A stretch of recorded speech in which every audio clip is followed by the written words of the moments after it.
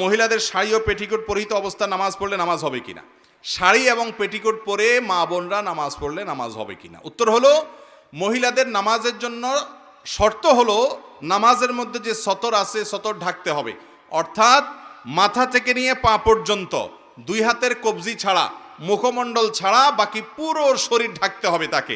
পায়ের পাতারটুকু একদম গোড়ারটুকু তিনি ঢাকবেন না, বাকি পুরো শরীর তিনি ঢাকবেন। এই ঢাকা তিনি যদি সম্পাদন করতে পারেন শাড়ি দিয়ে, নামাজ হয়ে যাবে, কোনো অসুবিধা নেই।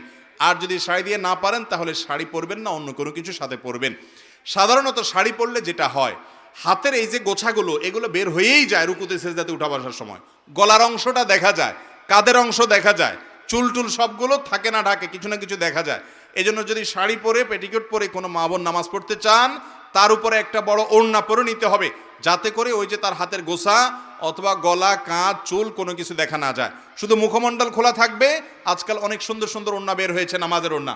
এই নামাজের ওড়নাগুলো যদি পরে নেন নামাজের সময়, মাথা থেকে পা পর্যন্ত আপনার পুরাটা ঢেকে যাবে শরীর। ওইটার ভেতরে আপনি হাত বাঁধবেন এবং রুকু সেজদা করবেন, হাত উঠাবেন, শুধুমাত্র মুখমণ্ডলটা খোলা থাকবে। ভেতরে আপনার শাড়ি থাকুক আর থ্রি পিস থাকুক, কোনো অসুবিধা নেই। শুধু শাড়ি পরে যদি নামাজ পড়েন তাহলে সতর এটা অনেক সময় উন্মুক্ত হয়ে যাবে। এই একটি কারণে হাজার হাজার লক্ষ লক্ষ মা বোনের নামাজ হয় না, জানে না যে নামাজের মধ্যে পুরুষের নাভি থেকে হাঁটু পর্যন্ত ঢাকা যেরকম ফরজ, কাঁধও ঢাকার কথা হাদিসে আসছে, আর মহিলাদের পুরা আপদমস্তক ঢাকতে হবে নামাজের মধ্যে। শাড়ি পরলে আপদমস্তক, শুধু শাড়ি পরলে উপরে যে ওড়না না পড়ে, তাহলে কোনোদিনই পরিপূর্ণভাবে নামাজের সতরটা ঢাকা সম্ভব হয় না। কেউ যদি ঢেকে ঢুকে পারে তার ব্যাপার, কিন্তু পারবে না।